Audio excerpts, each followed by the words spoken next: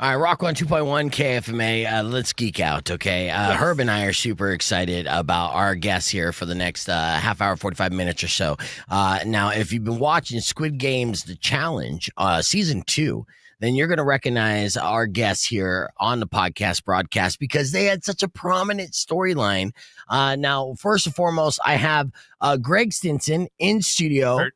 Oh, Curt. I'm sorry. Oh my God, dude. That's how I set it up. I know this. Okay. I know. No, Curt, when we know this, okay. Now let me I'll backtrack a little bit here. Now, I recognized Curt on the show almost right away because the last couple of years, as I've been doing the poker tournament for the Angel Ball charity, Curt always stuck out, and he stuck out in a way that he was always like jovial, in a good mood, and super lucky. And my poker tournament is a very cutthroat poker tournament, right? It's a speed tournament, and you have to be good, but most importantly, you have to be lucky. And you die if you lose. Well, yeah, it's another thing. But I mean, and every year, Curt makes it to the final table or damn near close to the final table.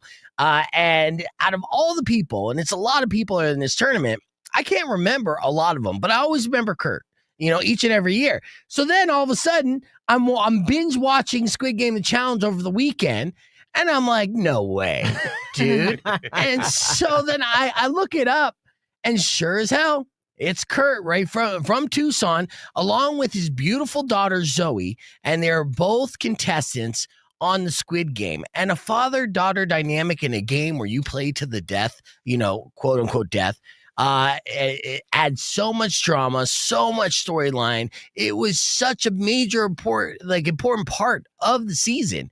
It really added so much drama. And first and foremost, welcome to the show, Curt, and congratulations on being a contestant. Oh, dude, thank you so much for having me. I appreciate it. Yeah, now, and back from the dead. So congratulations being back from the dead, Back from the dead. as well. And then when Zoe comes on, which I know this, I just mess up names.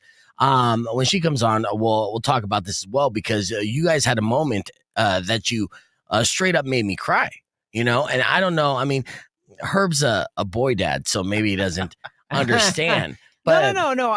Here's the thing, though. I think it's important to note the first season had a mother-son character line, right? Yes. And that was interesting because we didn't see it coming.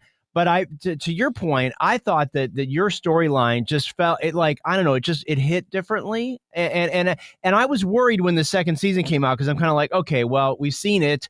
We saw it. It was cool. Can they continue to do it? But honestly, it's all down to the people, and you have to care about the people. And the casting, the casting for this show has been really spot on. And I think they made us care about you in a way that I don't know that that I didn't think was possible. And the fact that you're here is super cool. Yeah, it's insane too, because Squid Game, if you're not familiar, they get the start of the season, it's like 400 contestants. How many? I mean, you're number 370.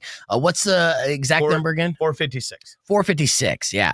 So, and then to get whittled down, I mean, you made it, and spoiler alert, Curt did die during the show, so he didn't make it all the way through, but the first 5 episodes, very prominent. So how did you and your daughter get involved in Squid Game? Well, it's kind of funny that you brought up the mother's son. Their names is Leanne and Trey. So it was interesting because I watched season 1, and after I watched season 1, I'm like, oh, well, it would be really cool if they did a father-daughter. Yeah. And I slept on it a couple of days, and then I called Zoe up. I said, hey, would you be up for this? And she goes, yeah. I said, okay, I'm going to send in the video. And I never thought it would ever go anywhere. Right. I'll send in the video application. You do yours, and let's see where it goes. Have you ever applied for a reality TV show before? No, never. I never really even considered it. Right. Right. I mean, it's just one of those things like, yeah, I would like to do that, but then never do it. Yeah. This one, I actually sent the 2-minute video in. Yeah. And called Zoe up, told Zoe to do it. Come to find out 10 months later, she didn't do it. Yeah. And they called me, and then they said, I did the one. It was supposed to be a 45-minute interview. Yeah. It ended up being an hour and a half. Wow. And I'm on my back porch, and it comes up on WhatsApp, Great Britain. And I'm like, what the hell's this? Yeah. And I said, okay. I said, I'll answer it. I answered it. couldn't understand the lady because she's Welsh. Yeah. And she's like, Squid Games. Did you apply at Squid Games? I'm like, 10 months ago. Yeah. So you almost forgot about it. Oh, totally forgot about it. Yeah. And she does the interview. At the end of the interview, she goes, get your daughter's application in. I go, she did it. And she goes, no, she didn't. I call Zoe up. I call Zoe up and I said, Zoe, I said, Squid Games application? She goes, oh, did they call? And I go, yes. She goes, okay, I'll do it right now. So there would be no Zoe if it wasn't for Dad. Yeah. As usual. Of course. Usual, right? Every kid. Yeah, and your angle too. I mean, and Zoe grew up here in Tucson. She's currently living in Denver because she's a Denver Broncos cheerleader. Is that correct? Yeah, she's in her 5th year as being a Denver Bronco cheerleader. Right, which is, of course, is an easy sell right there. It'd be like me and my cheerleader for the NFL daughter. Yeah. You're like, yeah, that sounds like TV to me. You know? And that's what I said. I said, crazy dad. Yeah. Denver Bronco cheerleader daughter. Yeah. I mean, why not? We'd gone to base camp at Mount Everest 4 years earlier. That's amazing. And so we'd done some crazy stuff. And so it just seemed like to make sense. It's kind of funny that you mentioned Leanne and Trey because I started after we got done filming and we came back and they flew us out to LA to do the pickup scene. Yeah. Okay. Well, then you're like realizing, oh, I'm going to be a main character. Mm-hmm. And we felt that we could be. You're never guaranteed, right? Yeah. But we felt like we were going to be a main character. So then I had my assistant cyber stalk and we found Leanne. Okay. From season 1. Really? Yeah. And Okay. I called Leanne. Nice. And Leanne was so sweet, took my call. And I told her, I said, hey, we're on season 2. What can I expect? Right. And she goes, well, don't think that you're going to get a lot of airtime and da-da-da. And I said, okay. I said, they flew us out to LA. She goes, oh my God, they flew you out to LA for the pickup scene? I go, yeah. She goes, oh, you're going to be a main character. Oh. And so, okay. Then I got really nervous. So when you talk about the pickup in LA, so was that the interview stuff, the interview sections, or what was that? No, that was when you get in the van. Oh, right yeah. at the very first, okay. right when it premiered. Okay. Right. You get picked up. The idea is you get picked up in a van and whisked off to prison to this game. Yeah. This is before or after you shot the game? This is after the game. Okay. They Wow. filmed stuff backwards. Yeah, a little bit. that's good Yeah. though, because obviously if they go through all that effort, then you play the game and you get eliminated first. Right. Then it's a Yeah. big waste of time and money, right? Yeah. You know, and honestly, that first the game is a purge, and like half the contestants get eliminated right off the bat. Right off the bat. Yeah. That was a nutty scene. And my buddy Derek, who got eliminated in pentathlon, Derek was the reason why we won that game. Is Derek was the one that came up with the musician to count. Yes. And then I knew Jacob the twin, and Derek and I. So Derek grabbed the musician, said, "You're doing this." Yeah. I grabbed the twin. The twin said, "Curt, what are we doing?" I said, "You're having Mike count." So me and Derek kind of orchestrated a little bit of that, Yeah. and thank So God we won. It's a little bit of brains. It's a lot of bit of like socializing and charisma to get these people to know you and like you. And you were saying off air that you're the type of person where you wouldn't even remember the numbers of the contestants. You know their actual names, right? Yeah, So yeah. that's a little bit of your background and your business as your real estate agent here in Tucson.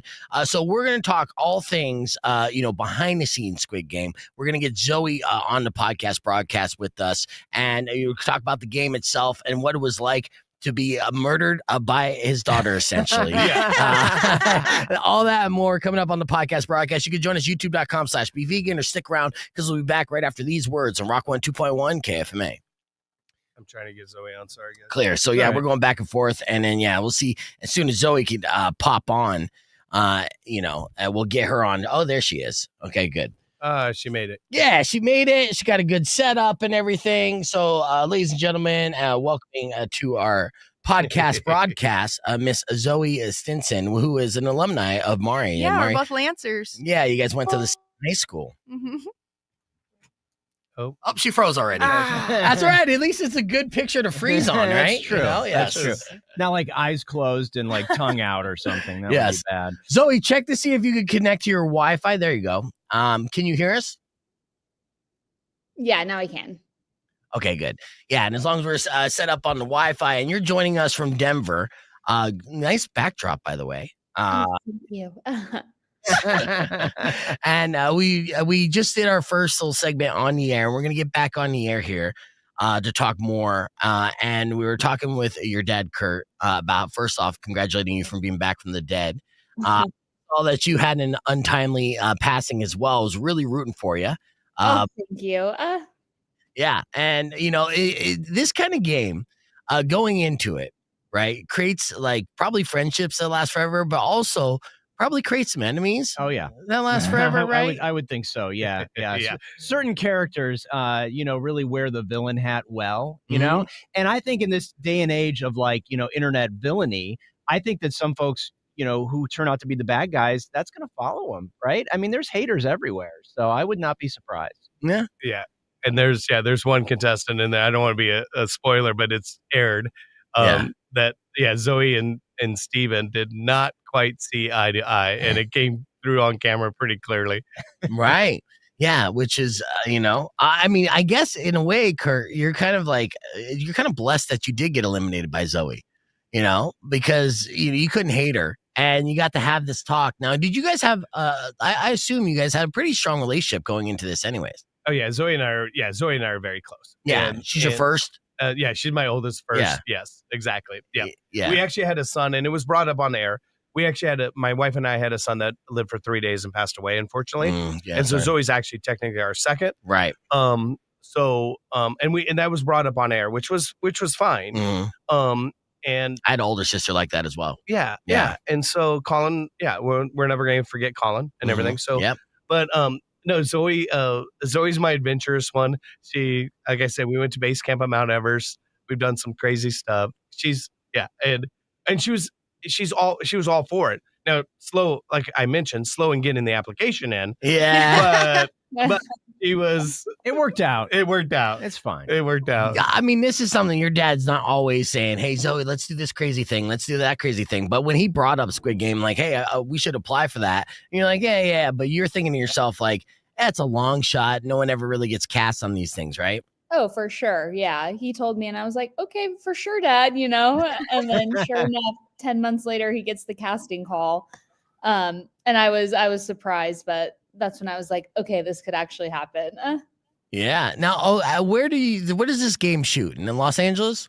No, it actually, it filmed in London. Okay. So they fly you out to London. Yes. Okay. And how long is the process of shooting? Are you out there for a couple weeks or longer? So I was out there for 2.5 weeks. Okay. And I was in dorm for 11 days. Okay. Zoe, I think, was in dorm 13 days, Zoe? I'm pretty sure something like that. Yeah. And then you're at the hotel on each end for a couple days. Okay. So dorm is actually when you're on set where, all the bunks are. Yep. Yeah. Okay. And as soon as we landed in London, they take your cell phone. They take all communication away from you. You have no outside. You can't use the hotel phone. There's no communication whatsoever to the outside world. Right. Do they want to make it feel as realistic as possible to the game, or there's still a production aspect to it? No, they want you not talking to people. Yeah. You were like, I wasn't allowed. The only time we could talk is if we had meals together. Yeah. And then, but in the rooms we were isolated. That's before we go into the dorms, though. Yeah. The filming actually starts.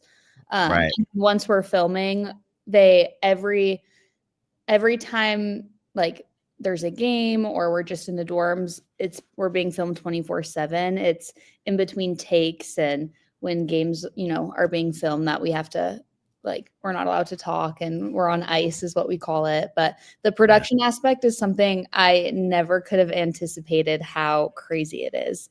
And just how long it takes to film everything. Like that pentathlon game when we were conjoined at the ankles, that took 2 whole days to film. Which is so crazy because in the episode, it's like 10 minutes.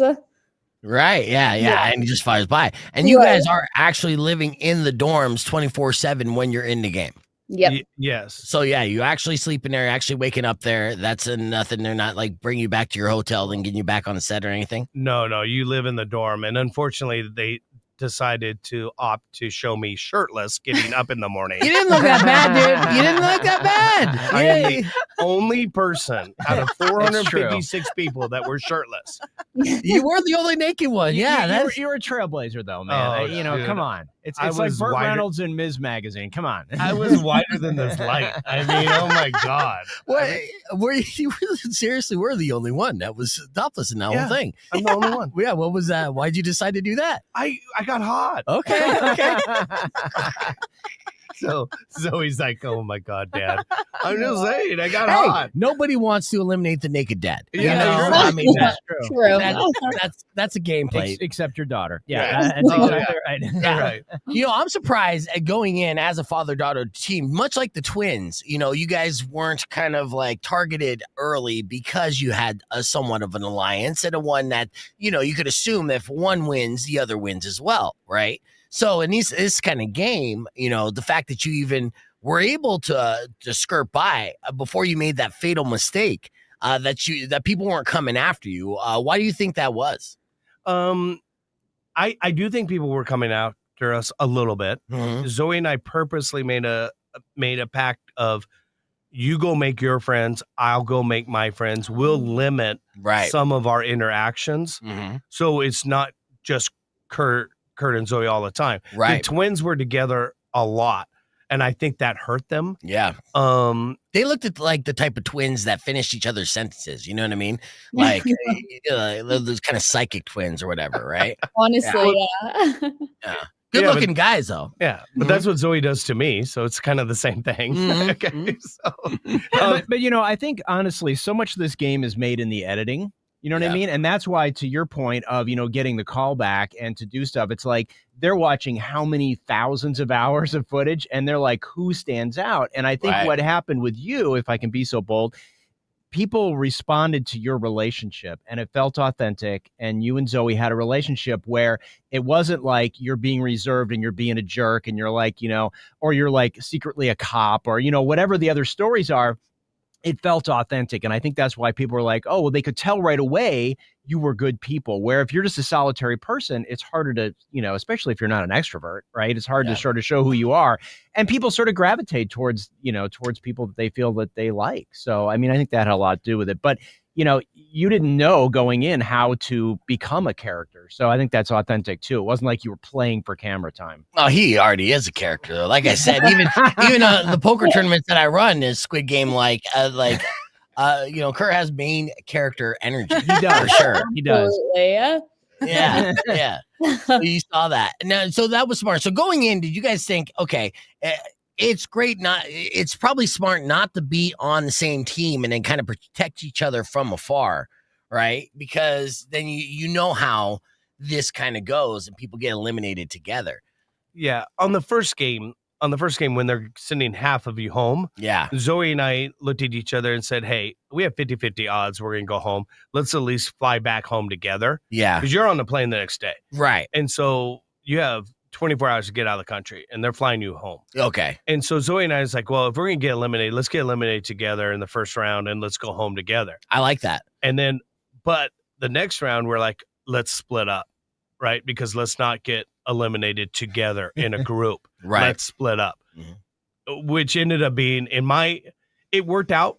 It worked out for us. Mhm. Okay. So I'm not complaining, but it was hard I bet. because Zoe, we were filming for 2 days. So we were separated for 2 days. Like Zoe was in a different room. I was in a different room. Yeah. It was the only time in Squid Game's history that they had contestants sleep in 2 different rooms. Oh, yeah. So you had no idea what her fate was. And we're back here live on the air, Rock 102.1 KFMA.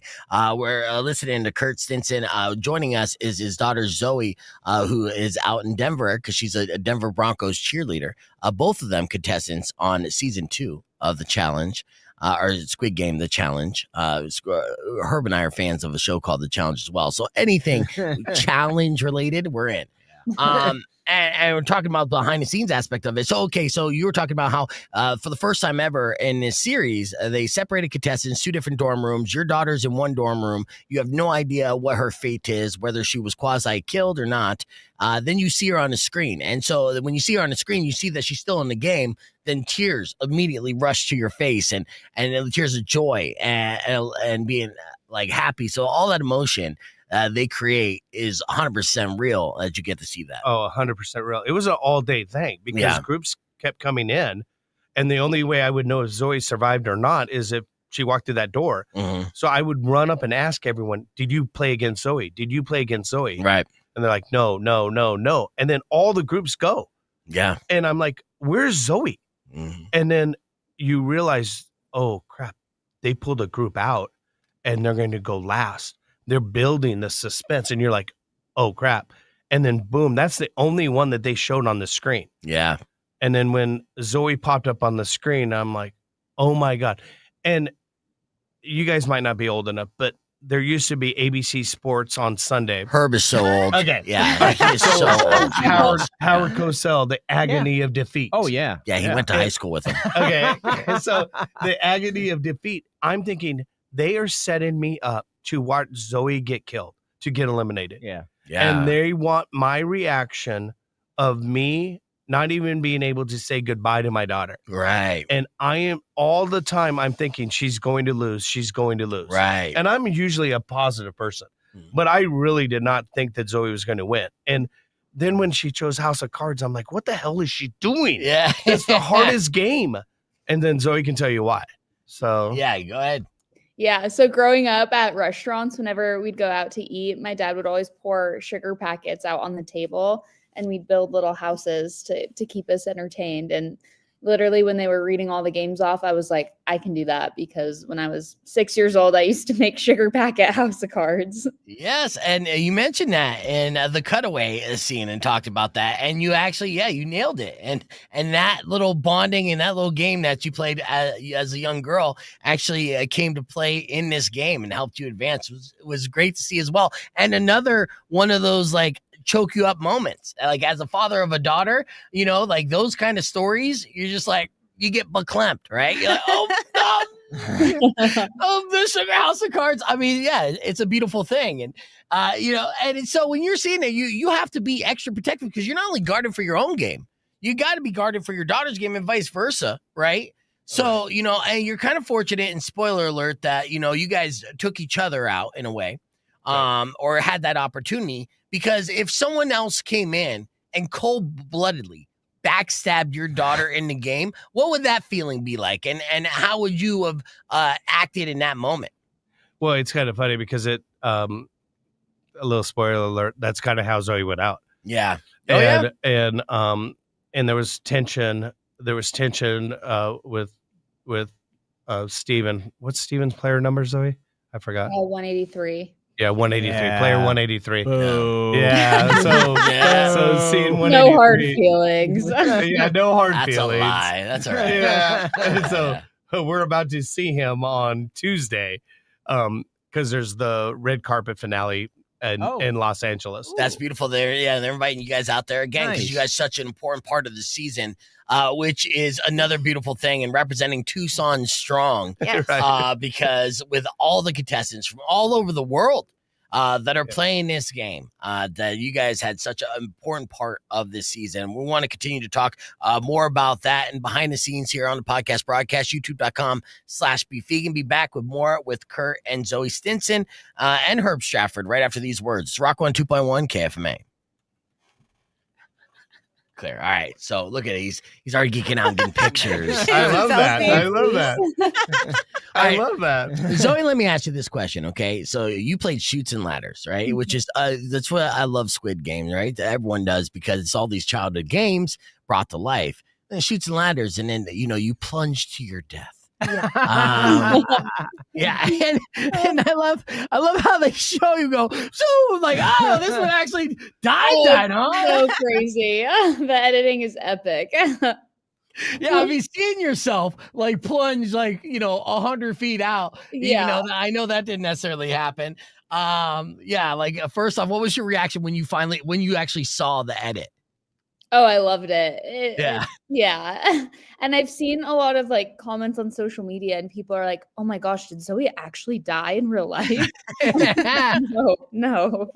But I gotta say, with you guys and the Squibs, and I don't know if they coached you, but I love that was one of my favorite things that when you guys have the squib blow, everybody plays it like they just lay there, and I think that's so great because if you just sort of went, oh, okay, I'm out, it wouldn't have the same gravitas. I assume, I assume that's something that they say you must do when you get eliminated. You must play dead. Is that the case? Believe it or not. Really? Yeah, believe it or not. They don't. I think everyone expects it. Yeah. And you also realize it's probably one guaranteed time that you're actually going to be on film. Right. And so people play it up a little bit. Yeah. Okay. So in my death scene, okay. Which yours was sudden too, because the way your death scene was out, was great. It was literally like, I love you. Dude, I had done that earlier in the show. Oh, okay. And so when Zoe and I separated in the White Room, in Pentathlon, I realized as I'm walking out, oh my God, this might be the last time I see my daughter. Right. Because if I get eliminated or she gets eliminated, we're off and gone. Yeah. So right when I was walking out, I turned around in front of all 200 and some odd contestants. I said, Zoe, and she goes, yeah. And I said, Zoe, I love you. And I gave her the heart sign and I blew a kiss to her. Yeah. And then off the game I go. Yeah. Well, in my mind, I replayed that again when I got squidded. And when she was walking out, I did the same thing. Zoe, she turns around, I go, and then that they're thinking in the behind the scenes, they're thinking, oh, this is coming. Yeah. This is coming. This is coming. Got the finger on the trigger. And right when I put my hand up, bam, and it scared me. Yeah, I bet. Yeah. And then down I go, right? Yeah, everybody seems to jump. Like, I mean, I know you all know you have it, but I mean, it's got to be jolting. Oh, yeah, right? It's an impact. And you guys can kind of see on my back, there's a bulge on everyone's back. Yeah. That is the air pressure containers for the pressure of the ink. Yeah. Oh. And so you feel it kind of compress your chest? Oh, yeah. I mean, you didn't have a squib go off because you dropped, to your death there, Zoe. Did you watch your dad's squib go off? Yeah, I saw it happen. And we don't wear those like all the time. We only put them on like for games or when there's going to be a elimination. Yeah, when it's go time, for sure. Yeah. Well, obviously, there wasn't one on when I didn't have a shirt on. Again, they got you laying down, so you looked your leanest, dude. Oh. Yeah, you looked firm. It was good. They didn't get you with your shirt off, like bending over or trying to tie your shoes or nothing. It could have been so much worse. Oh, it's so true. Yeah. I thought you'd look fantastic. I'm going to be a meme. Yeah. Now, okay, so you guys are living in a dormitory and stuff. They got cameras everywhere, but obviously you got a shower and everything, right? So there's like safe zones as far as you could shower in there. No, that's all cameras too, huh? So there is cameras in the showers. There's not cameras in the toilets. Okay. No, and it's the opposite. Is it the opposite? Yeah, there's cameras in every Oh, you're right. stall. Sorry. You're right. What? I know. Yeah. Talk about pooping in peace. Not possible. Wow.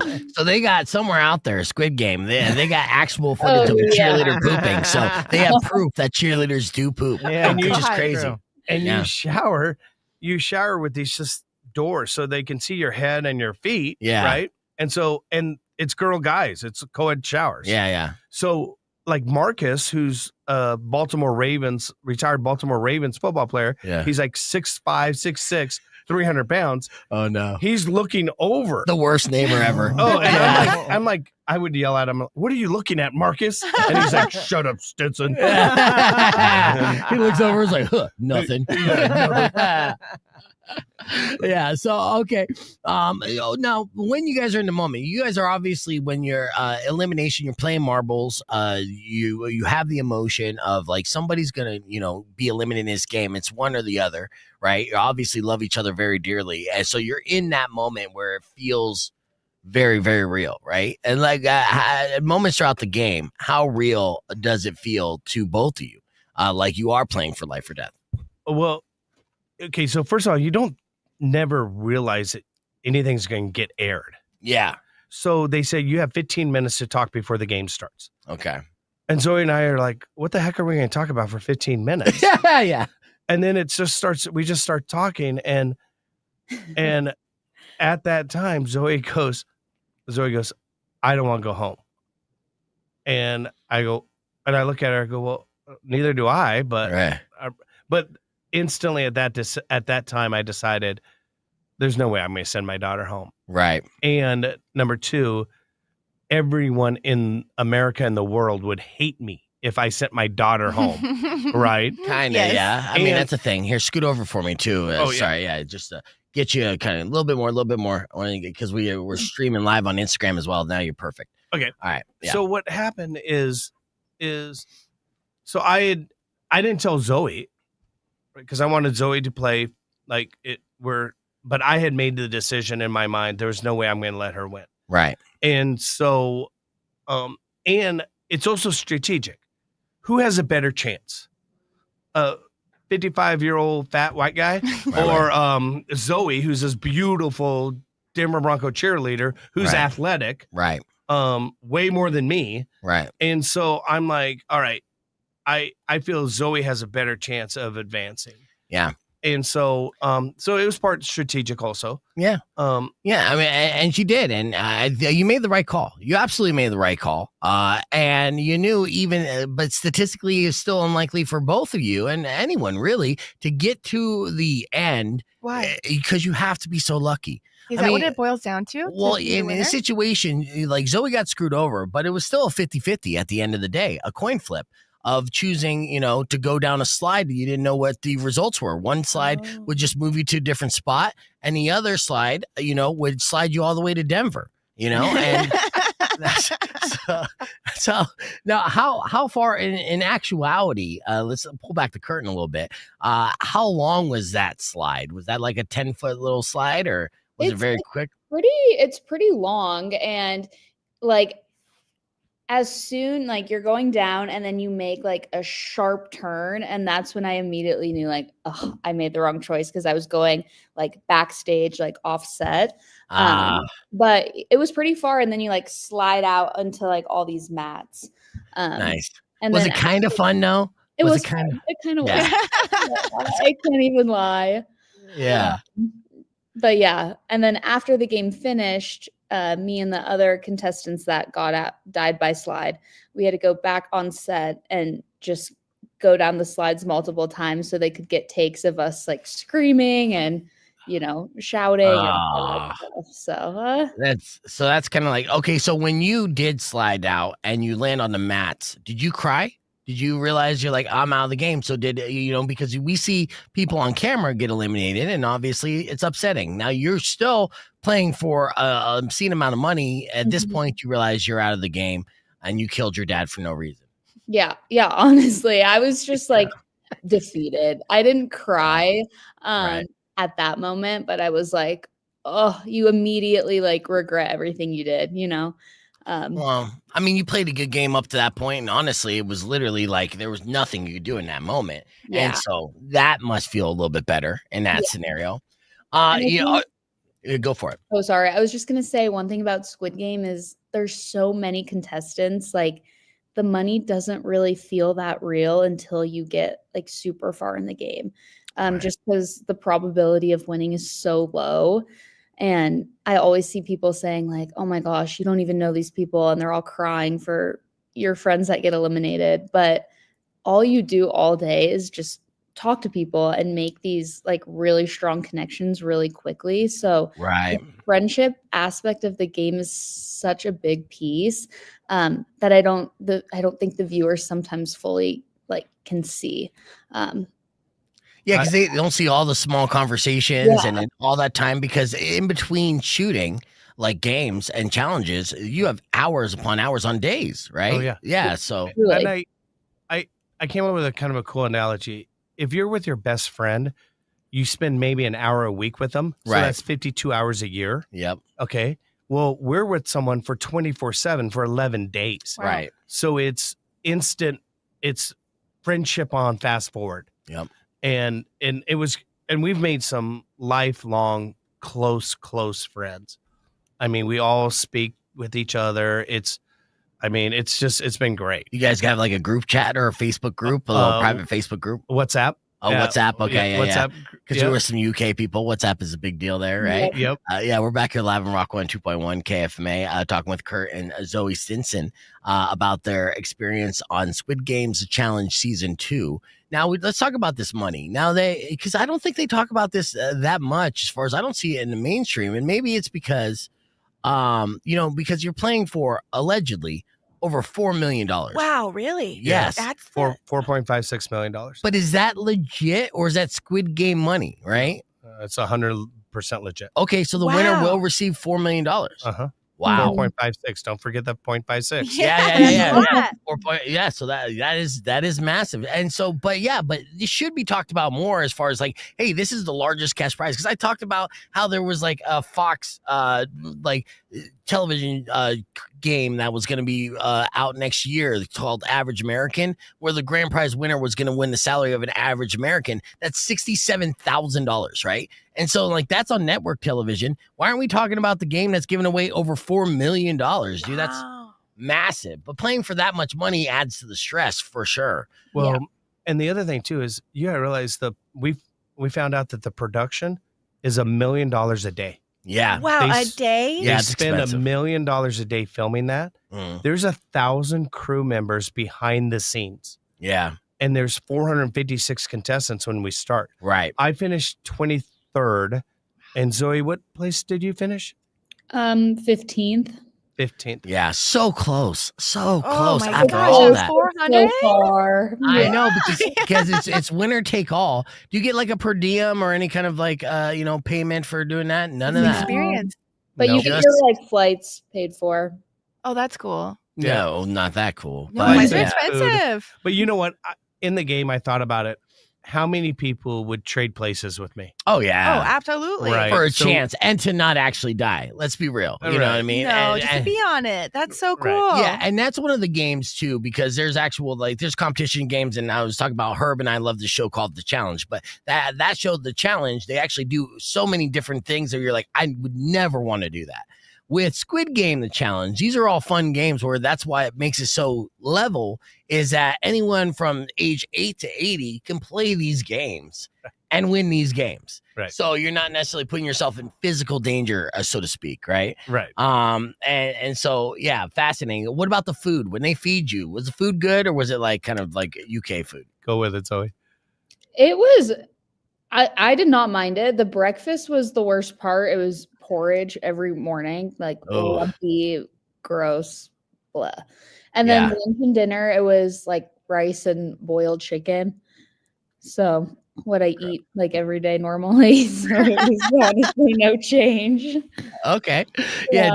Now it looked like a jail, right? Did it feel like jail at times? Because you don't have the same freedom to be able to do whatever you want, right? Okay, so there's no clocks. Okay. You don't know what time of day it is. Oh. And Zoe kept yelling at me that I had no concept of time because you try to guess what time it is. Yeah.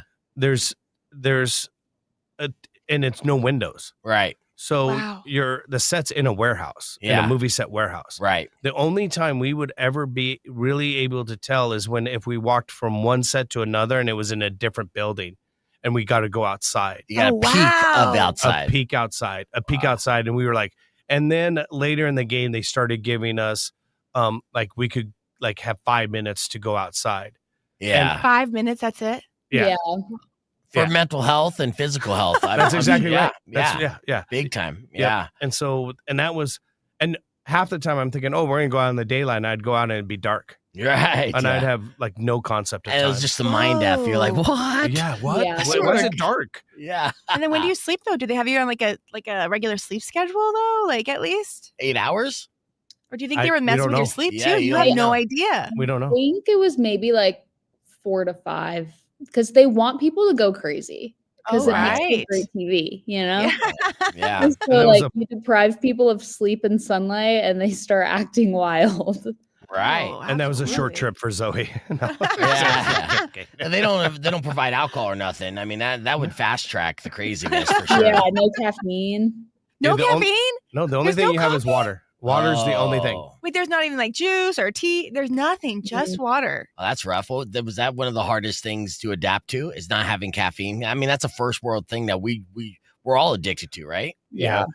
I started cutting myself off caffeine about a month before I went because I drank a lot of coffee. Yeah. And so I started because I was worried about caffeine headaches. Yeah. And so I started eliminating my to try to adjust. Oh, so they give you a heads up, kind of? Like, hey, no caffeine on this. Oh, yeah. They Right? tell you no caffeine. Right. Yeah. Oh, that's good. They give you that heads What was up. the biggest challenge for you, Zoe? Like you can't bring any products in. So Okay. no like makeup, skincare. Yeah. It's like a 2-in-1 shampoo and conditioner. So that was probably a big adjustment because I have my 15-step nighttime routine. Like, I need my lotion, my face Yes, lotion. My face feels exactly, so dry with just water. I can't do it. Yeah. That's fun. crazy. Same thing for you, Curt? Oh, yeah. The same thing. I mean, one of the things is they did not change our clothes hardly at all. What? The tracksuit, like I'm wearing a replica tracksuit. It's a replica, yeah. And they did not. We never changed our tracksuit. Yeah. And so those were rancid at the end. The t-shirts only got changed once or twice. Yeah. Really? Underwear we got to change. That's that good. was But you generous. guys, basically, people would be smelling then. Oh, but they gave you they gave you the underwear. Like you didn't bring in anything. Right. But no deodorant, right? Because you can't have products. Yeah, it was like a spray one. Oh, okay. Yeah. They want you to smell during the game, which again, make you want to eliminate someone over the next. Like, who are you going to eliminate on this line? Who smells the worst? Get rid of that person, right? Well, and then a sickness went through the dorm. Oh, no. yeah. And so a lot of us got sick and Like a cold? weren't feeling 100%. Oh. And so some of the guys were really sick. And What about you? Did you get sick? I was down for about a day and a half. You still have to do the games. Yeah. You still have to perform. What game did you do when you were sick? I think ball toss. Okay, ball toss. Yeah. Yeah, ball toss is where and that was What a crazy game that was. ball toss, yeah. Yeah. And notice Zoe did not throw or catch Yeah. because she can't. You can't. You're an NFL cheerleader, Zoe. You feel like you got some hand-eye coordination. Using my palms instead of messing with pitching. Exactly. Well, what was your most fun takeaway, or like the most fun that you had during this run? Again, you were there on set for 13 days, Zoe, and then Curt, you were there for 11. So what's your fondest memory that you're going to be walking away from this experience with? I'll start with you, Zoe. I think like peak moment in the show was when we got back together after pentathlon. That was like the best part of my whole Squid Games experience. And then also just all the friendships I made. I think I had 10 contestants at my wedding, which is just so awesome. Congratulations, too. Oh, thank you. Yeah. Nice. Yeah, you're really hoping to win that jackpot so you could help pay for that wedding. Huh? You're like, damn it. Still paying on that second mortgage. Yeah, you are. Yeah. What about you, Curt?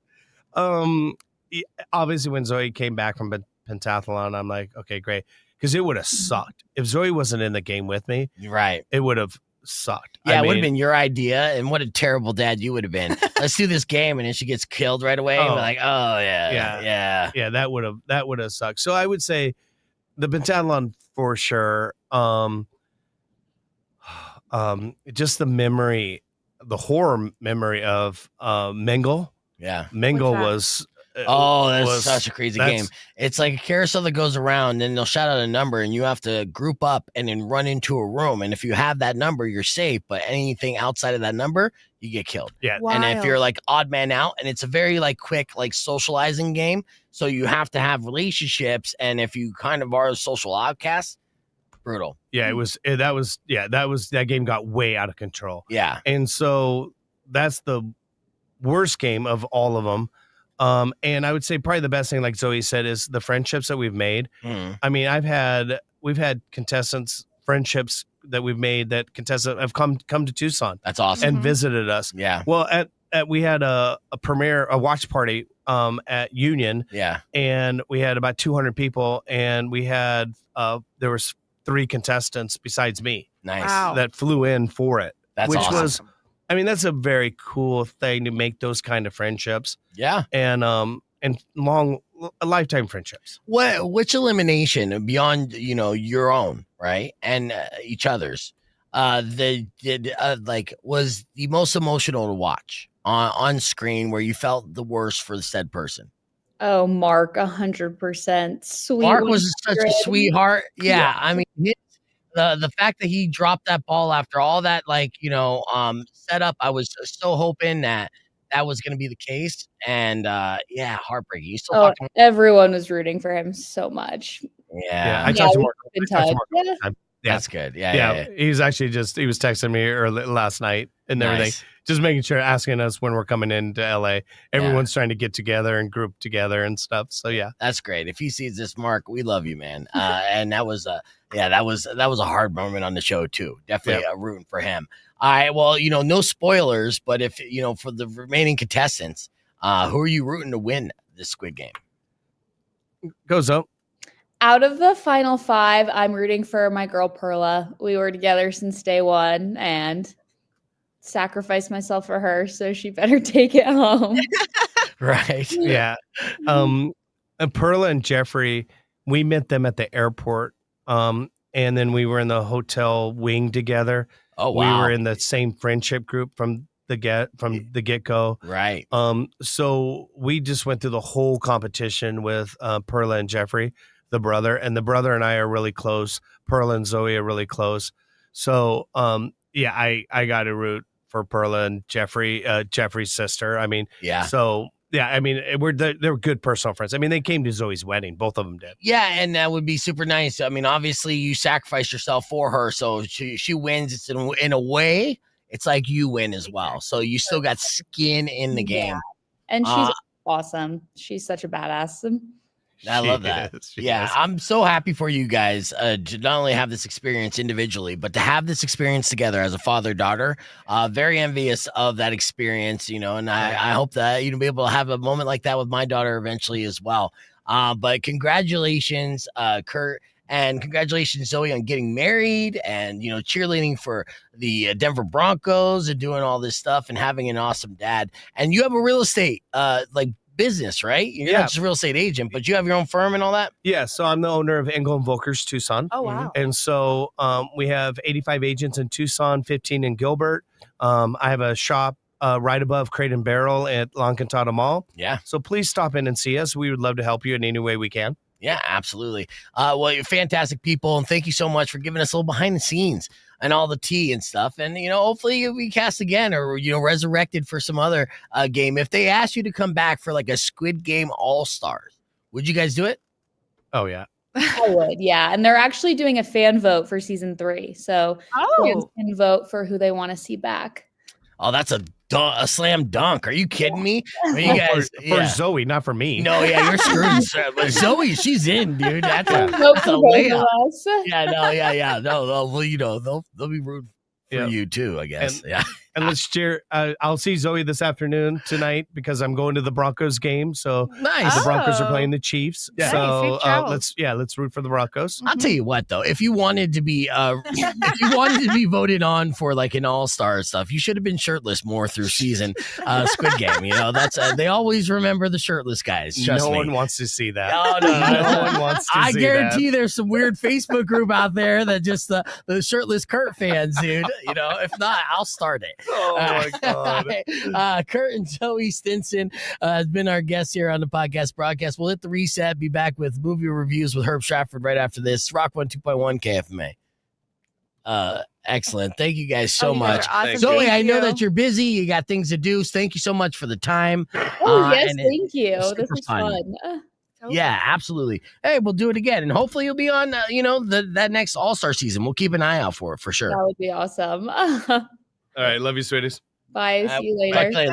All right. We're she's still backstage, but bye. We're gonna let's get a picture with you before you go. Perfect. And then for everyone else watching the stream, earlier this morning we asked the conspiracists, and in case you missed it, it went a little something like this. Check it out. All right, it's been a short week here on Beef Vegan Presents, but not a short week when it comes to the news cycle. So much things happen in the news, but I don't want you to believe everything that you read because they're going to feed you a false narrative all the time. And when I say they, I mean the lamestream media. So here to break it down for you is Mari and myself. Here's another round of Ask a Conspiracist. So what came across your desk today, Mari? All right, I got a new global study from Deezer shows that humans can barely tell AI made music from the real artists anymore. Oh, Sad. yeah. That on Very the surface, that is very sad, right? Yes, they Yeah. tested 9,000 listeners across 8 countries, and 97% could identify which clip was human made. Over half of the respondents said the results made them uncomfortable, and 71% said they were shocked. Yeah. You think that's bad news for actual I do. musicians? Yeah, I do. Yeah. And the thing is about this is it's not about AI advancing at all. It's not that AI music is getting better because it's not. And a trained ear can still be able to tell. But the problem is, this is all about, humans accidentally lowering their musical frequency signature. Okay. So every time we hear autotune, our brain's auditory receptors get lazier. Right. And there's so much autotune that's been going on for the last 15 years. And, every time we hear that, our brain gets lazier. We can't decide what's real and what is fake. And so we basically evolved downward to match AI's crappy music. So now AI doesn't mimic us at all, and this is all part of the symphony replacement protocol. So this is how it starts. All right. First, AI matches your music. Then AI matches your voice. Then one day your Alexa says, I wrote your memoir for you, and you don't remember living any of it, right? So AI music isn't copying humans. It's gently edging us out of the playlist. That's the reality. Wow. I know. I'm sorry. I don't mean to make you depressed this morning. I'm even more sad. Well, all these ones are so sad. All these? Yes. Oh, what's the next headline? Next one is U.S. Catholic bishops have officially voted to ban gender-affirming care at Catholic hospitals nationwide. Okay. So Catholic hospitals treat more than 1 in 7 patients in the country, and some countries rely on them as the only local medical center. Some people are pushing back, calling the move harmful and discriminatory, while bishops say they're clarifying ethical guidelines. Now, yes, I mean, that's going to look like a sad story on the surface and stuff, but, I wouldn't be too concerned. It's not doctrine. It's identity containment ritual. Oh, it is? Yeah. These bishops, they didn't meet to update guidelines. They met to recalibrate the identity timeline. So here's the truth. Okay. Every few decades, the church performs like a metaphysical inventory, counting souls, bodies, and labels to keep their cosmic ledger balanced. So the ban isn't about medicine at all. No, it's about stopping the timeline from splitting into two. They're preventing the timeline from splitting into two. You saw any of these Marvel movies in the last 5-10 years? Yes. Yes. If that happens, it's catastrophic. They're preventing it. If too many people transition at once, the multiverse branches. And the bishops, they're trying to stop the universe from spawning a whole new earth where everyone looks fabulous and the Vatican gets turned into a drag brunch venue. So it isn't about healthcare policy. It's timeline crowd control. So you feel a little better about that? Slightly. You should. This last one, though, really is a doozy. All right, what is it?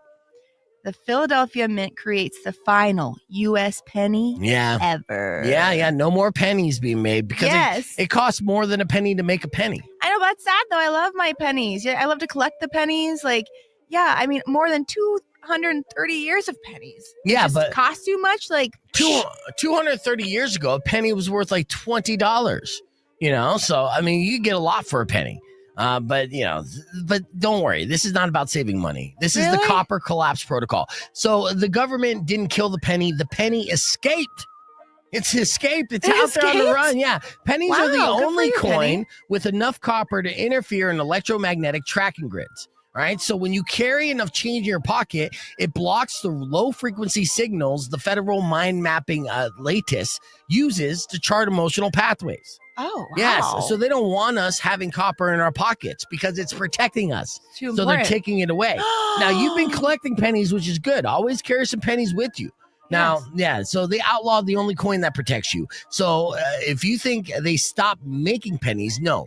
Pennies stopped obeying Wow. That's how powerful they are. Well, what are we going to do with fountains, though? Like when you throw a penny into a fountain? Well, you know? now you're going to dive in a fountain, swim around, collect them all, and be protected from, any kind of emotional mapping. Okay. By the year 2029, collectors won't be hoarding pennies. Pennies will be hoarding us, and that's the good news. So, when the music sounds human, the bishops rewrite reality, and your loose change gains sentience, you don't need answers. You need a conspiracist, okay? Yes, you do. Thank you. Share with me today, Mari. Okay, this one hits close to home because there was a point. Yeah. Interesting when he gets into the weeds with that stuff. Yeah, I don't. We're on now. It's dangerous. We're on now. And we're back here. And again, big thank you to Curt and Zoe for an excellent conversation. Fantastic. Curt showed us. So Zoe got married in Sedona. And right when she was saying her vows, they were under this, it looked like something straight out of a fairy tale, right? Oh, yeah. It was beautiful. Yeah. And they were saying their vows, and right when they're saying their vows, like leaves started like kind of showering down upon them. Yeah, it looked like AI, dude. It was crazy. Wow. And she looked phenomenal. And like, Curt was up in the tree shaking it. Yeah, probably. I was like, I need this to be perfect. She's gorgeous, and it's crazy too because when you're on a show like that too, you can't wear any makeup, anything like that. She's still a very attractive girl, but then you're just like, oh my god, wow, My skin would break out. Yeah, right. I It would be couldn't. so bad. Well, and I just think, the whole notion, I'm glad you brought it up about, like you're in. When you're in, you're like, you're sleeping there, you're eating there, you're showering, and everything there. And I think that's like, we don't, because the way it's edited, we see them wake up sometimes. But most of the time they're just hanging out on their beds waiting to go to a challenge. Right. So. Yeah. So like how much of that was real? We wanted to know, like, is it really like jail, like dorm life? Because that's what it reminds me. It reminds me of Tent City. Yeah. And you weren't here, but like only 5 minutes outside. They had no clocks in Yeah, the yeah. entire And that place. was after like a week. Like, so after they were already in the game for a while, they know they have mental health professionals. They're like, they would get them outside for 5 minutes. 5 minutes, though. I know, but like even the that's, psych ward, you get more time. No, I know, but that's how important it is to have fresh air and to be outside. That's why even prisons will allow it. Rock 1 2.1 KFMA. Welcome back to Beef Vegan Presents. We're just recapping our conversation with Curt Stinson and his daughter Zoe, and congratulations again on both of their appearance and performance on Squid Game. And I thank him so much for coming in. It was such a fascinating conversation of behind the scenes of what it takes. Such a massive global $1 million a day. Yeah, it's production. a global game show with $4.56 million on the line. That is on Netflix.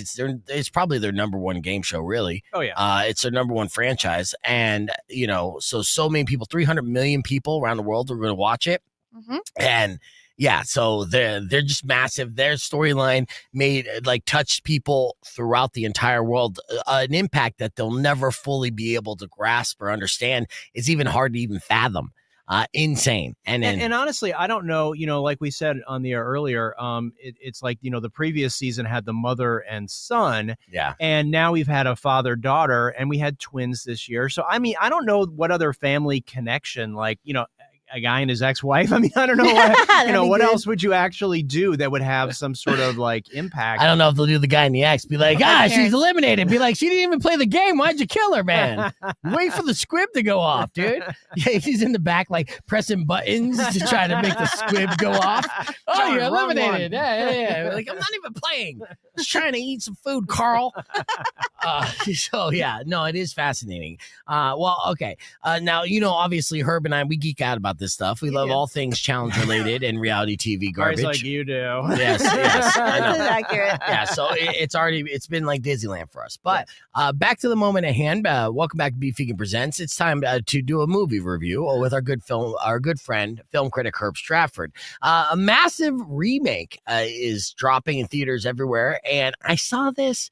I think a write-up or, like Stephen King had to approve Glen Powell to be in this. Really? Yeah. And I was thinking to myself, oh, well, do we want another Running Man? And if we do, is there any way it could live up to the original? And that's when I want to ask my film critic friend, Herb Stratford. You saw this movie, right? I did. I saw it yesterday morning, and the answer is yes, we do need it, and yes, it's worth it, and yes, Really? it's good. Wow. Yes. Really? Yes. All those things? Yeah, it's all those things.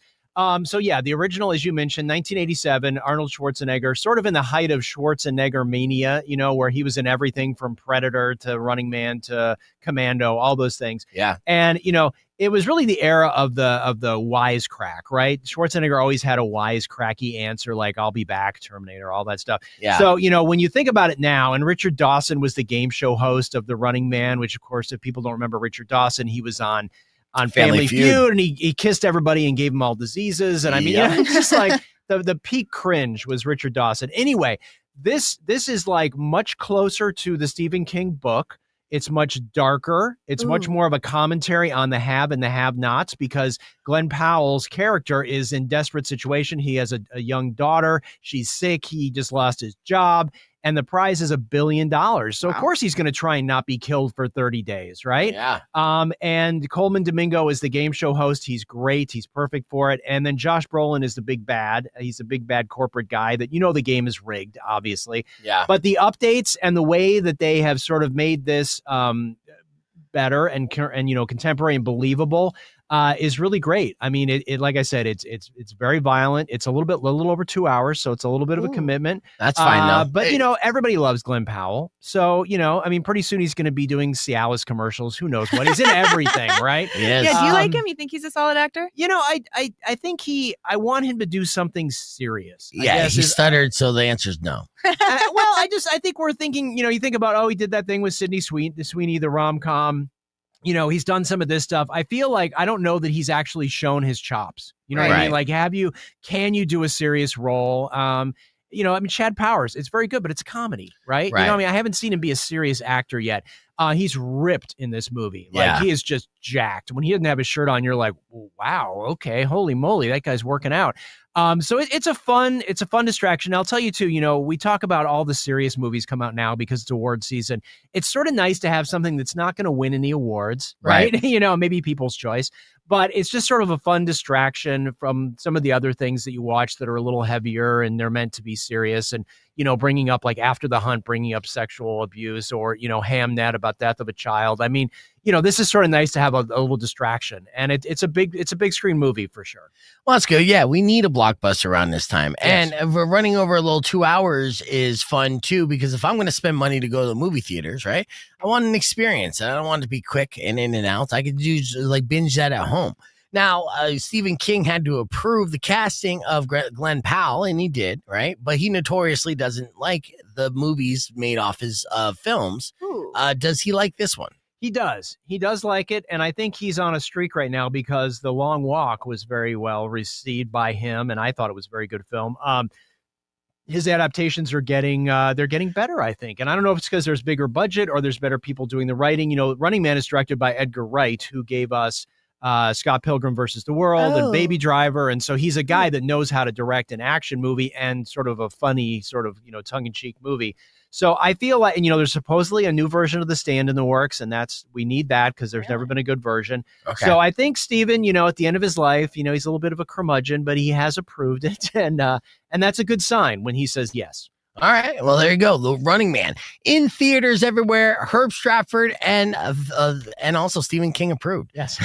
Well done. All right. But that's not the end of our reviews, because coming up next, we're going to be reviewing the third in a trilogy. And this is one that I don't know if anyone asked for, but I'm kind of stoked for.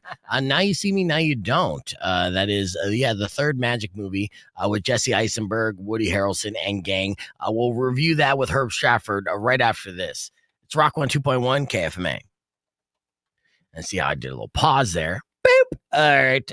Running Man It's review. like he's a professional or something. Do I sound professional today? You Thanks, do. man. Yeah, except when you screwed up Kurt's name. How do I immediately do that, by the way, right? Oh, like I fresh out have the it. gate. I have it. Yeah, I have it. I talked about it. I double checked it. I triple What'd you checked call it. him though? You called him I something really called him strange. fucking Greg, dude. I Wait, what? called him Greg. I thought it was like Greg about it. It's something else though. You gotta play it back because you said something so weird. I was like, wait, huh? I say weird things. I mean, anyone on the stream could help us. I think you said Chloe instead of Zoe. I did say you Chloe. Yeah, you screwed up both their names. But that's, yeah, dude. You know, if they start coming on every week, then they'll get their names said right. Exactly. It adds a little, like, it makes you lovable. Yeah. I guess, yeah. I like to make the guests feel uncomfortable right out the gate. It's my interview style. Much like Walter Cronkite, you know? Like, it just, very similar. Very similar. My corrections. Yeah, I don't know, dude. Yeah, so, Wait, can I ask Herb a question, though? yeah, please. So do you think he looks like Glen Powell? Who's this? A little bit. Who is that? So this is my brother-in-law that Oh. loses a lot of things to Glen Powell. Really? Yeah. Well, for many reasons. And the one reason is he has Down's eyes. But No, he does not. oh yeah. Well, I like bagging on good-looking guys. You know what I mean? No, he's still working. He's a working actor, but yeah he's not. there was like a. I mean, if point you're where, gonna like, go him and Glen Glen Powell or this But guy, this was like years ago too. So then you see like Glen Powell taking this like trajectory, like getting all these jobs, and I think he's like, yeah, Glen no, Powell. yeah, that's his mortal enemy for sure. I yeah, mean, it kind of is. yeah, no, I But mean, you can see the similarities. I was looking at Glenn in that trailer, and I was like, wow, it looks so much like him. yeah, no, I mean, I feel the same way about Leonardo DiCaprio. You know, Yeah, you guys do look a lot like. Yeah, it's true. I know, and It's true. taking all my trim, you know, so, it sucks so hard. But yeah, all right. Let's get ready as we reset the table here. I'm going to A, upload this audio, and then B, play back a little bit more of the confession session going into, or actually, we had our confession session recorded. Did I record that or music No. news? Music news, I think you did, right? Yeah, and I got survey says too that we're gonna do. So all that, plus we have more reviews, including trailers to react to that aren't movies coming up here on the podcast broadcast stream. So let's hit this real quick and be right back right after this. Was telling me he was still working, but he actually went to the drive. No, Yes. he pulled that. I mean, that's a cliche guy move. I know. I got to go to work, babe. Why are you bringing your golf clubs? No, yeah. Oh yeah, sneaking the golf clubs too, all that. Yeah. It's hilarious. My wife thinks I've been getting really into golf every Saturday morning. In reality, I just go to the driving range, hit 3 balls, and sleep in my car for 2 hours listening to true crime podcasts. I once sent her a photo of me on the green. It was a stock image from Google. She still calls me Tiger Woods. She has no idea I can't even make contact with the ball. Oh no! So this guy is different than your husband. Different than Kenzo. Yeah, because he doesn't love golf. He just loves to get away from his wife. So he made up a hobby just to escape and be able to have some alone time. Yes, he did. Yeah, that's crazy. It's time to like talk to her and just be honest about that, right? Yeah, that's quite the confession. Yeah, it's got to be tough though. I mean, in some situations you can't escape. You can't. Nope. Yeah. All right. Well, yeah. Excellent. Give me another confession. My ex still uses my Netflix account, and I use that power for evil. Every time she starts a new series, I skip to the finale so she sees all the spoilers. She texted me last week saying, "Why does every show end so bad now?" And I just replied, "That's Hollywood for you." That's quite the confession as well. But I'm like, dude, your ex is a dummy. Well, yeah, that's why it's an X, right? You know, Like, how should not see, like, this is the last episode. It's episode 22 or whatever. Like, yeah. You know, I love it. There's a lot of dumb X's out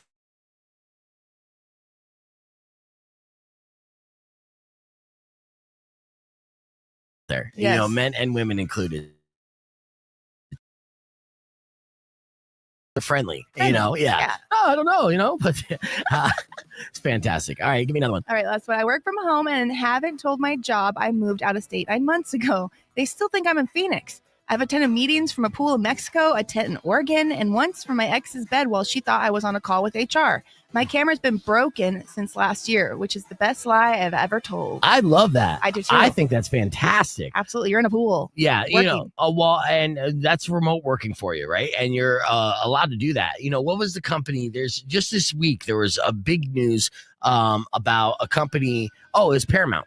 So Paramount and Skydance merged, right? And so with the merger, Skydance being the company that's now the daddy company that owns Paramount, they announced, the CEO announced that, like, hey, everyone has to come back to work, right? But if you don't come back to work, then we're going to let you go and give you a severance package, right? I think 400 or something like that, a massive amount of people said, okay, well, we're not coming back to work. So we'll take that severance package. Wow. And that severance package deal with everyone quitting is costing Skydance an insane amount of money. Wild. So they're losing tons of money right out the gate because they were attempting to force people to come back to work. But once you give people the luxury of working from home, they're like, no, man. Yeah, and I moved to remote locations. I got 5G internet. I'm good, baby. Yeah, Exactly. yeah, the There are job's still options. getting done.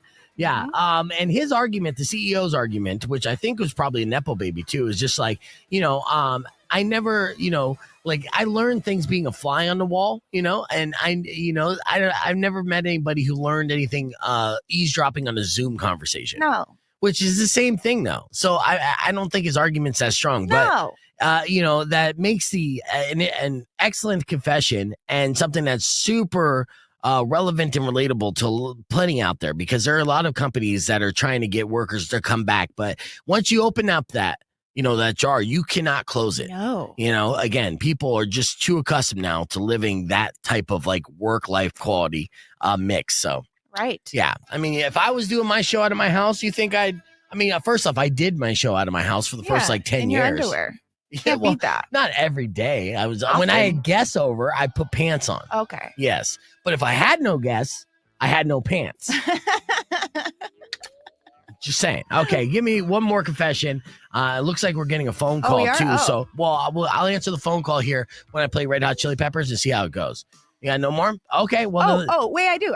Okay. Okay, I accidentally started a fake group chat months ago with my girlfriend's friends, pretending to be her, just to see what they were saying about me. Oh. They barely mentioned me, but now they tell me everything about each other. Affairs, secrets, lies. I've become emotionally invested. I can't stop. It's like I'm living a soap opera I wrote myself. Oh no. Oh, That's what you don't want to be one of the girls. Girls is nothing but gossip. Okay, excellent confession. Keep those emails coming, weirdo@kfma.com. We got access to that. But yes, I'm going to answer this phone call. We'll find out if this is a confession and play it back right after Red Hot Chili Peppers give it away. It's Rock 102.1 KFMA.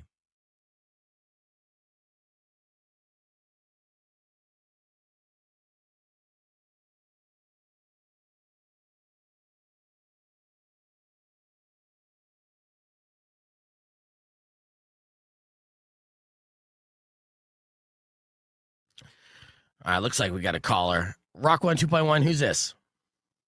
This is Kent. Hey, what's up, dude? I got a beef. All right, what's your beef? My wife and I are both huge fans of your show, man. Thanks. Like, we love it. And Appreciate lately, she apparently, and she admitted to me yesterday, that she's been having fantasies about you. Oh. Oh. Yeah. A plot thickens, Kent. Oh, yeah. That's, yeah. Lucky. What, she hasn't been thinking about Rico? Dude. She hadn't been thinking about Rico, man. She's been thinking about you. And so I got a little beef. Well, I don't know. Don't get mad how to at handle it. Yeah, don't get mad at me for it. You're not mad at me for this, right? Because I didn't do Wait, anything. I'm not waiting in the parking lot for you to walk out or anything. Well, thank But, you. we got a little beef. We got a little beef. Well, look, And I got a beef with her. right. Yeah. Look, I got a beef. in this situation, Ken, I understand like the fantasy is always going to be better than the reality, right? And so, yeah. So if you want, I could sleep with her for you. That's so nice. Yeah, dude. Because if I do this, like, I could be a selfish lover, right? She'll sleep with me and then she'll never fantasize about me again. I promise you. I have a 95% fail ratio, dude. Yep. Yeah. So he said, yup. No. Again, after that fact, I Rip mean, the Band-Aid off. yeah, Let's go. dude. Yeah, no, that's a non-starter for me. Yeah. All right, so that was the call, and sorry to interrupt your conversation. Continue. it's hard work being a movie and film critic. Yes, Yeah. it is. You got to sit there and the hemorrhoids alone. Seriously. Rock 102.1 KFMA. Welcome back to Beefegan Presents. Film critic Herb Stratford's our guest here on the podcast broadcast, as per usual on Fridays, right? We all like to get into movie reviews of what's being released here to the theaters, what we should watch, what we should enjoy. Now, a third movie and a franchise that we didn't even realize was a franchise that we're not even asking for could always be a little sus, right? Like, Totally. oh, this could suck really bad. But it's Woody Harrelson, Jesse Love him. Eisenberg, and Magic. I mean, those are all cool things. All-star cast. I'm talking about Now You See Me, Now You Don't. should we see Now You See Me, Now We Don't, or should we not? So, yes, this is the third movie, and we should also mention the other members of the Four Horsemen, which is the magician group, is Dave Franco and Isla Fisher, right? Formerly married to Sacha Baron Cohen. Yeah, I mean, she's available. Yeah, and it's more impressive. When you're watching it on screen, you're like, I don't know. That's a bummer. I know. Yeah. But this feels like something you want to watch at home, to be honest with you. You know what I mean? You know what I mean? Like, you don't need to go sit in the theater where, like, I think for Running Man, the explosions, the action, yes, you should go see that in the theater. Okay. All right. So, I mean, that was a quick review. And Now You See Me, Now You Don't. So you're like, you won't. If you're looking to see me in theaters watching this movie, you won't magically disappearing. But all right. I mean, performances and everything. What about the tricks and the magic and stuff? But you're like, it's all CGI. Yeah. So, I mean, it's always like, oh, cool. That's creative, But it's like, I'm not sitting there scratching my head going, how did they do that? Yeah. You know what I mean? Where before you're like, 2013 is when the first one came out. So 12 years ago. 2016. Yeah. Wow. The second one came out. That's crazy, though. I mean, the fact that they're continuing this franchise. Yeah, 12 years. That's a long No, 2016 time. is the second one, though. That came out. Yeah. So the first one, 2013. Yeah, 2016. So it's been almost 10 years since the last one. Yeah, what made them say, hey, you know I what? know. You want to run this back? I mean, I guess, their careers are all doing fine. Woody Harrelson's still iconic. Dave Franco's been working, and Jesse Eisenberg's the only one that's kind of like, Well, no, Isla Fisher, really. Yeah. Her career kind of dropped off a little bit. Eisenberg, he had that Bigfoot movie, right? Yeah. No, he's done work. No, I think it's, and some people get him confused with Michael Cera too. Yes. And Michael Cera has a great role in The Running Man. Oh my God. Does? One of my favorite parts of the whole movie is the whole Michael Cera. He's like a conspiracy theorist guy. It's really fun. Relatable. Yeah. Yes. Yeah. All right. So if you had to pick, obviously, between The Running Man, Now You See Me, Now You Don't, you're going for the remake, not the sequel. I am. Okay, that's fair. Yep. Herb Stratford, everybody. There's a couple things that are being released here to our streaming services, including a documentary on Eddie Murphy, which I saw, and I honestly couldn't even get to the whole thing. To be honest with you, and the way that this thing was paced out. Being Eddie, what do you think went wrong in that movie? Here's the thing. I think much like Adam Sandler, who has a deal with Netflix, Eddie has a deal with Netflix, which is why we got Beverly Hills Cop, Axel Foley, whatever the name of that one was. Right. And I think part of the deal was, and I want you to make a documentary about me. You know what I mean? Oh, really? And I feel like my first thing when I finished watching it, I was like, I didn't really learn anything. Right. You know what I mean? It just felt very surface. It's like, oh, here's Eddie in his ridiculous mansion. Oh my God. Yeah, the guy has old Hollywood money. I mean, it's like crazy, the house. And it just felt like, we talked a little bit about his estrangement from Saturday Night Live. We talked a little bit about 48 Hours and a little bit about, the stand-up with the tight red leather suit. But it just felt like it was very surface. It felt like either he had final edits or and no dirt was spilled, no revelations, it was just okay. Yeah, you know what's crazy about Eddie Murphy? And a lot of people forget this infamous quote, but I don't. Oh, I'm like a safe. I lock in when it's salacious. Yeah. The quote is, I don't like guys, but I like girls like you. That was Eddie Murphy in the 90s, who had a series of scandals when he was he was basically cheating on his wife with trans women, right? He had a thing, right? And that was one of the quotes that I remember being said, put in print and things like that, that was allegedly said by Eddie Murphy. They didn't touch on that at all. No, but that's like if you see a Hugh Grant documentary, you're not going to see the story about him, getting a B job. He should. Yeah, they should. That's a large part of Hugh Grant. I mean, hell, it was the rise, the demise, and the rise again. Hugh Grant. And what was her name again? It was infamous. Yeah. Something Brown. But this is while he was married? Yeah. While he was with Elizabeth Hurley. Yeah. Oh, and then because his wife now, I just think their relationship is so sweet. Hugh Grant's? Yes. Yeah, and I'm sure it is. But Elizabeth Hurley's still an 11 out of 10, dude. Oh, yeah. Oh, my God. But to be fair, probably wasn't doing the things that what her name did, Divine Brown. Divine Brown. There you go. I knew my perverted friend Herb Stratford had that locked away somewhere. Yeah. Anyways, there's a couple more releases that are happening on the streaming services. We're going to talk about them on the podcast broadcast and wrap things up with a beef tip after these words. Yeah, Divine Brown. Oh, you guys are crazy. I got mixed up. Those Pierce Bronson. That's his wife. Oh, Yes, that's different. Yeah. That's why I was like, that's crazy. They look so in love. Yeah, no, that's different. You want to talk about love? Let's talk about love. Okay. Amy Schumer claimed that she had love. And then Amy Schumer, of course, she had like a facial paralysis issue. She had weight issues, things like that. But she was in love with a quirky man, a man that wasn't Hollywood good looking. Had some issues that she would, talk about a little bit. Right? Yeah, and it's her baby daddy, right? It seemed like a forever love. Wait, they're not together? Well, then Amy Schumer got Ozempic, and then Amy Schumer got treated for her facial puffiness issues. Now Amy Schumer is looking hot again. And Amy Schumer deleted her Instagram posts, all the former Instagram posts that she had with her and her loving husband. And it is alleged that she is on her way out of her marriage. Wait, really? Yeah. Oh, nothing's set in stone, though. That would be wild. Mm-hmm. That's what happens. You lose a lot of weight, your face stops getting puffy, and you're like, wait a second, I'm on a smoke show again? I could do better than this guy. This guy's weird. Yeah. Somebody's calling real quick. Let's see what we got here. What can go wrong? Rock 1, 2.1, who's this? This is Adrian. What's up, Adrian? Give away the 3 days grace tickets? I'm glad that you asked that because, that's what I was thinking. You reminded me just by the call that I had promised a pair of tickets for 3 days grace. Yes. And I will give away a pair of tickets for 3 days grace before the end of the show, which is less than 8 minutes. So we're going to do a caller 70 deal that I'll do here shortly, okay? Right on. Perfect. Thanks, brother. No problem. Just keep riding with us. Appreciate you. And good luck. All the time. Right on. Yeah, that's good. Yeah, no, we got a good fam that's supporting us here, and I appreciate that. And I am the type of person to promise something all day long and then just forget about it. Wait, do you watch Great British Bake Off? I watched a couple episodes, but I'm not a cooking show guy. Yeah, I mean, this is my hetero so you critic. Don't have to review that one.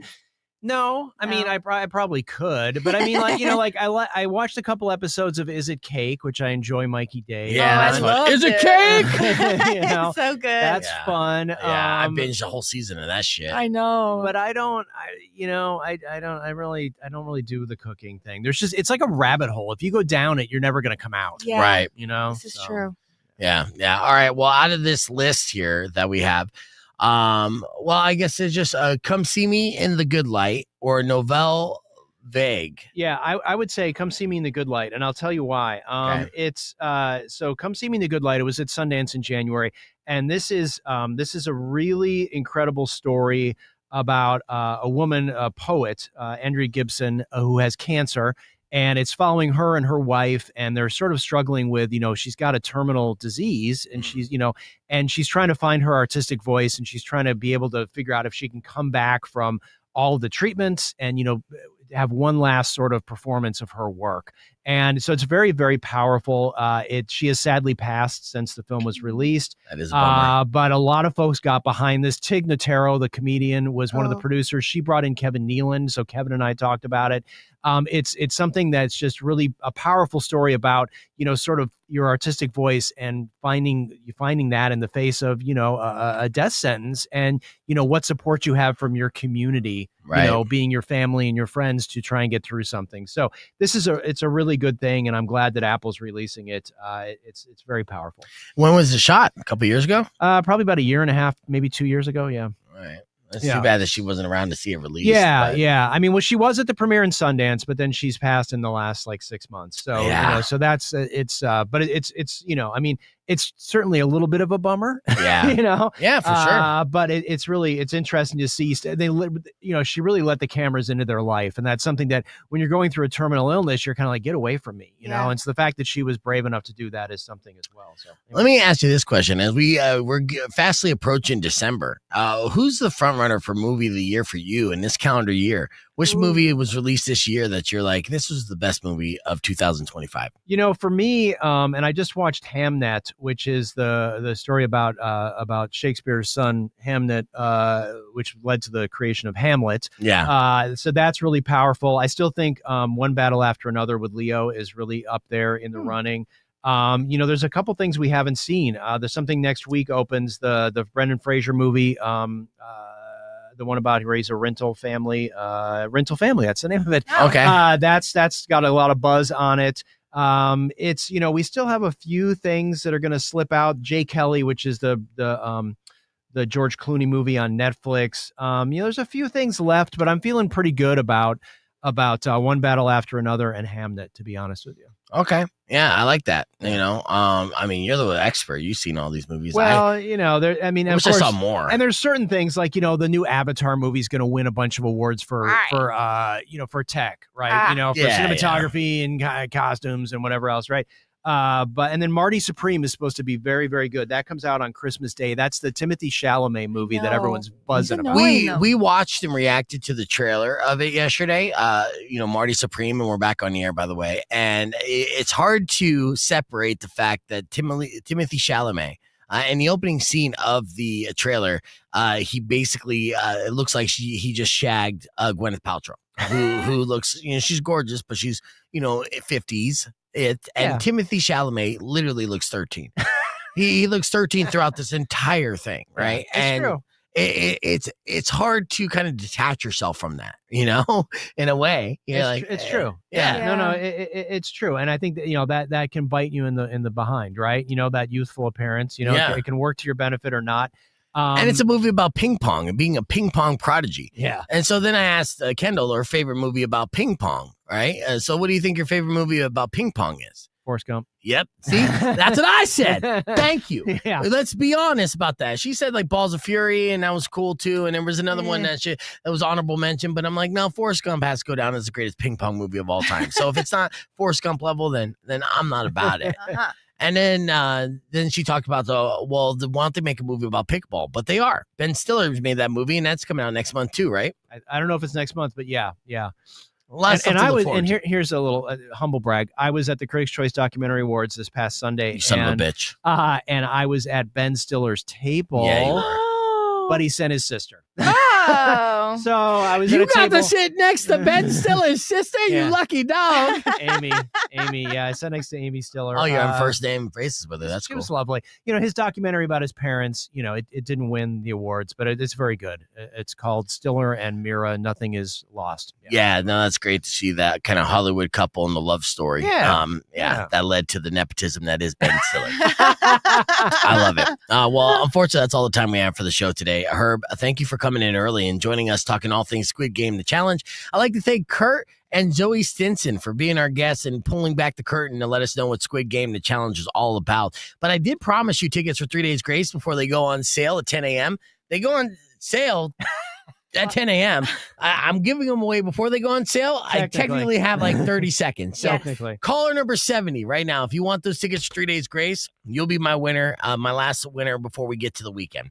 All right. So call now and good luck. Thank you guys so much for listening. Enjoy your weekend. Drive safe, ride safe. And as always, rock local. Later.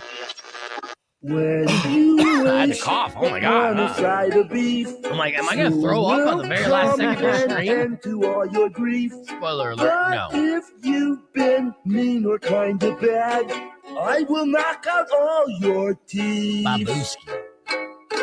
You're not that old, Herb.